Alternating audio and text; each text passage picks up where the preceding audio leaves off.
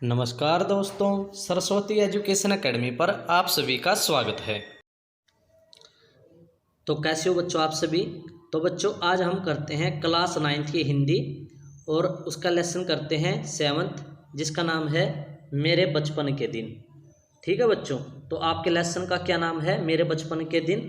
और इसकी लेखिका कौन है? महादेवी वर्मा। ठीक है बच्चों, तो पहले हम महादेवी वर्मा के बारे में ही पढ़ते हैं। ठीक है ना बच्चों, तो आइए महादेवी वर्मा के बारे में सही से पढ़ते हैं। महादेवी वर्मा का संक्षिप्त जीवन परिचय देते हुए उनकी साहित्य की प्रमुख विशेषताओं पर प्रकाश डालिए। ठीक है बच्चों, तो इनके जीवन परिचय पढ़ते हैं। महादेवी वर्मा का जन्म सन 1907 में हुआ, उत्तर प्रदेश के फर्रुखाबाद में हुआ और एक प्रतिष्ठित परिवार में हुआ। 9 वर्ष की अल्प आयु में ही इन्हें विवाह के बंधन में बांध दिया गया था, यानी इनकी शादी 9 वर्ष की आयु में ही हो गई थी। किंतु यह बंधन स्थायी न रह सका, यानी ज़्यादा समय तक टिक ना सका। इन्होंने अपना समय ज़्यादा पढ़ाई में दिया, यानी अध्ययन में लगाना प्रारंभ कर दिया और सन 1932 में प्रयाग विश्वविद्यालय से संस्कृत में इन्होंने MA करी। संस्कृत सब्जेक्ट से इन्होंने क्या की? MA की। ठीक है बच्चों, अब आगे पढ़ते हैं। इनकी योग्यताओं से प्रभावित होकर इन्हें प्रयाग महिला विद्यापीठ की प्राचार्य के रूप में भी नियुक्त किया गया। इन्हें छायावादी हिंदी काव्य के 4 स्तंभों में से एक माना जाता है। इन्हें विभिन्न साहित्यिक पुरस्कारों से भी सम्मानित किया गया है। इनका देहांत 11 सितंबर 1987 को हुआ है। जन्म कब हुआ? 1907 में। मृत्यु कब हुई? 11 सितंबर 1987 को। ठीक है बच्चों, अब पढ़ते हैं इनकी प्रमुख रचनाएं।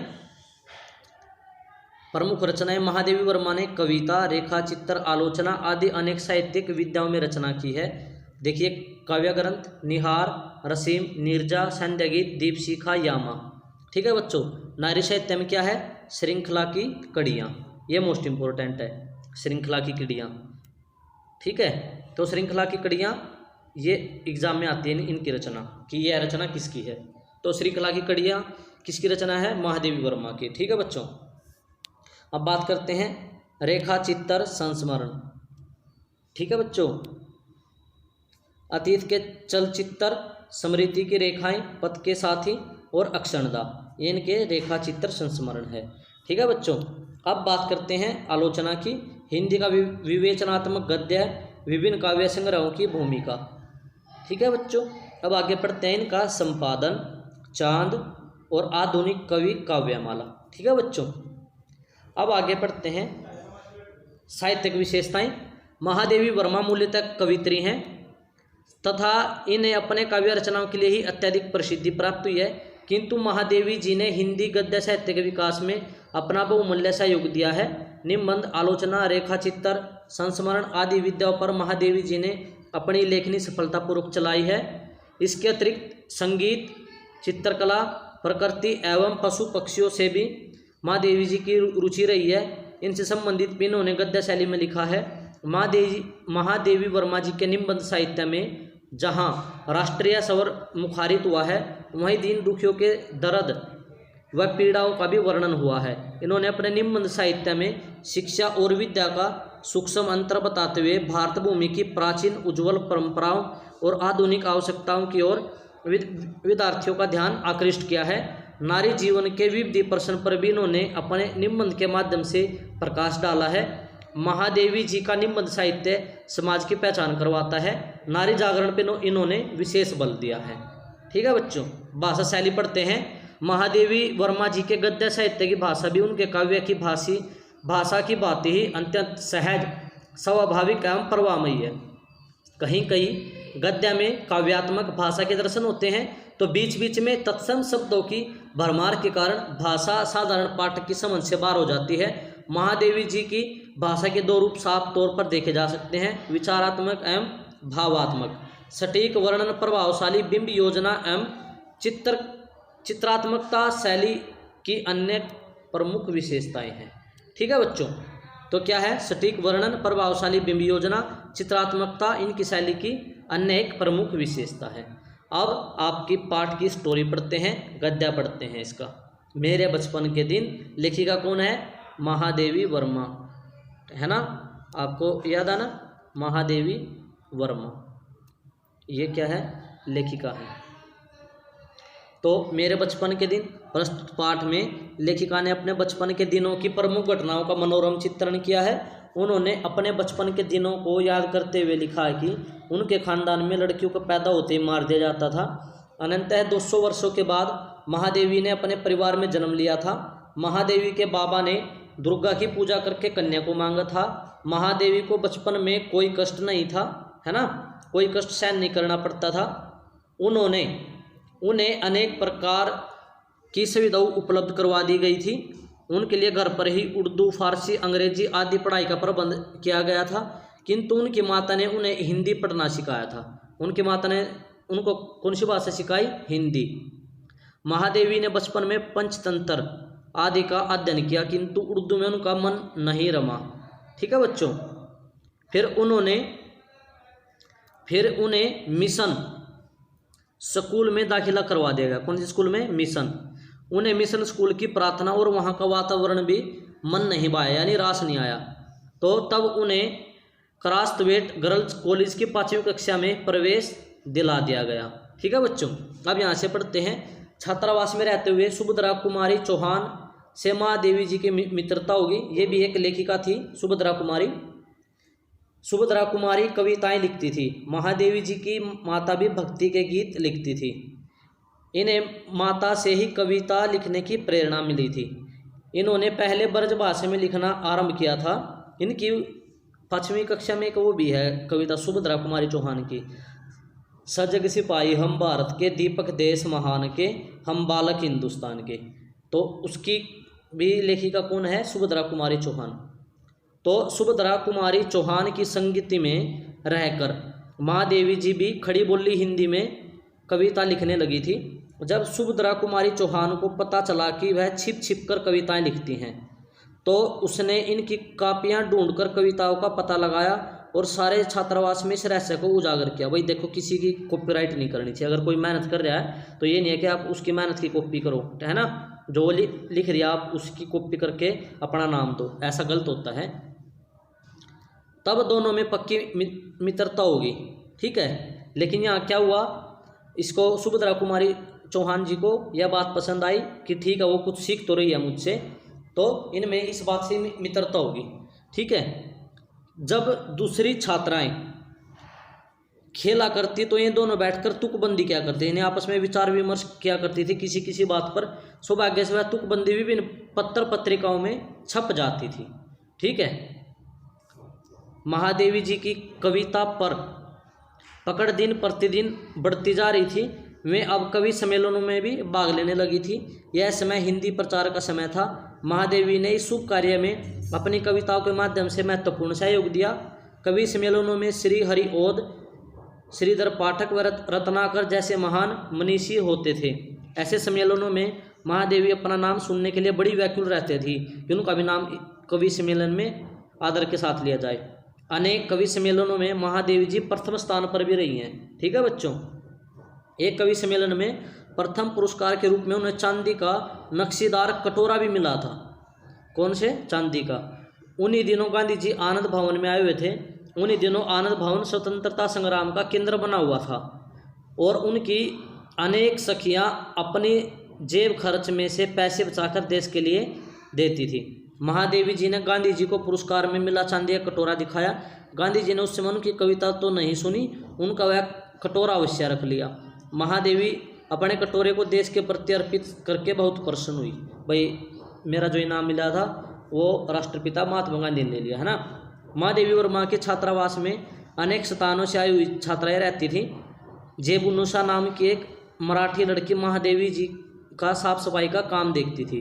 वह हिंदी और मराठी दोनों भाषाएं बोलती थी। कौन? जेबुनिशा, ये नाम याद रखना आपको, मराठी लड़की है कि वह हिंदी और मराठी दोनों भाषा बोलती थी, किंतु वहाँ रहने वाली उस्तानी जीनत बेगम, कौन? उस्तानी जीनत बेगम को मराठी बोलने पर ऐतराज़ था, किंतु जेबुन कहती है कि हम मराठी हैं तो मराठी ही बोलेंगे। वह अवध से आई हुई कन्याएं वहाँ अवध से आई हुई कन्याएं अवधी बोलती थी और बुंदेलखंड से आई हुई बालिकाएं बुंदेली बोलती थी। सभी छात्राएं एक मैस में खाना खाती थी। जहाँ पर खाना बनता है उसको हम क्या बोलते हैं? मैस बोलते हैं, मैस।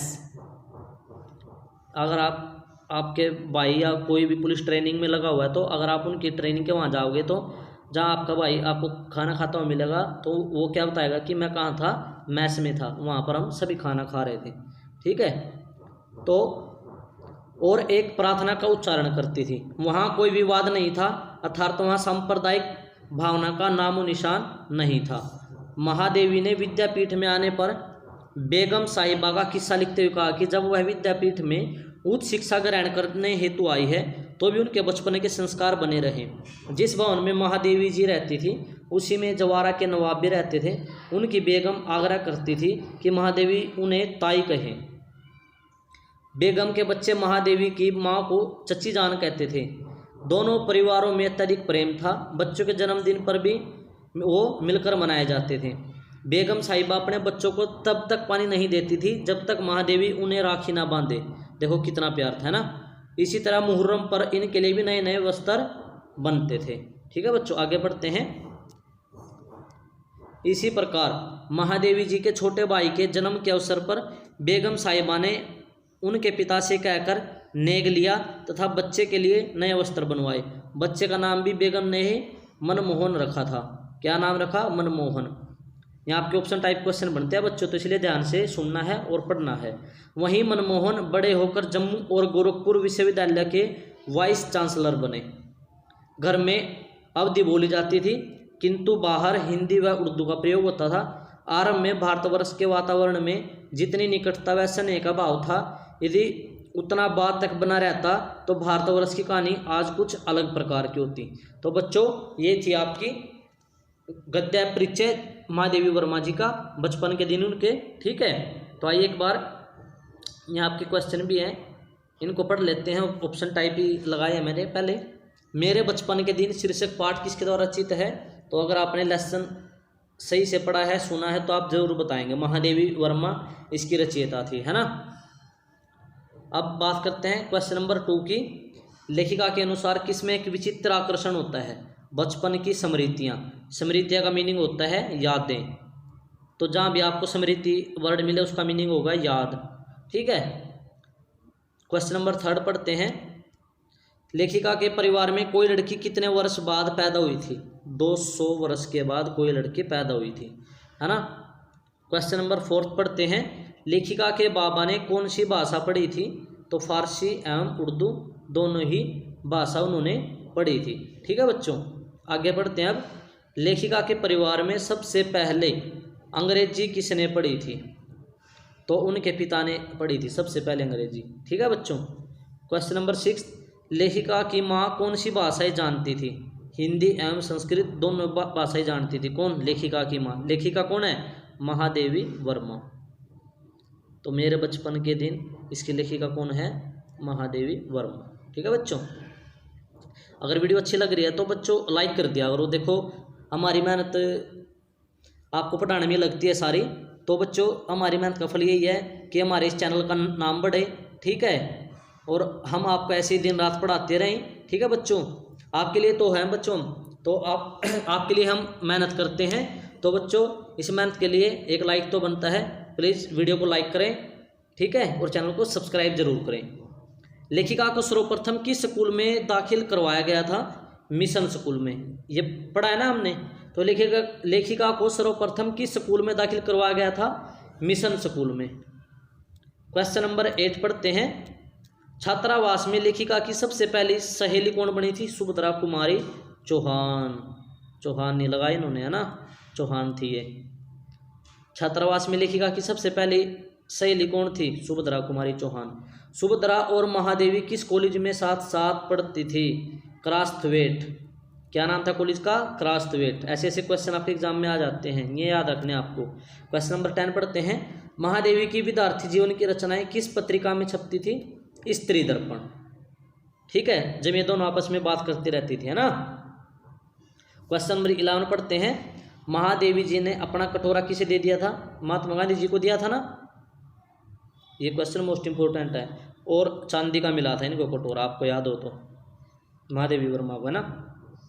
Question number 12। लेखिका की सहेली जेबुन निशा। देखो यहाँ पर नाम भी आ गया, मैंने कहा था ना आएंगे क्वेश्चन। जेबुन, प्यार से क्या कहते थे इनको? जेबुन। कहाँ की रहने वाली थी?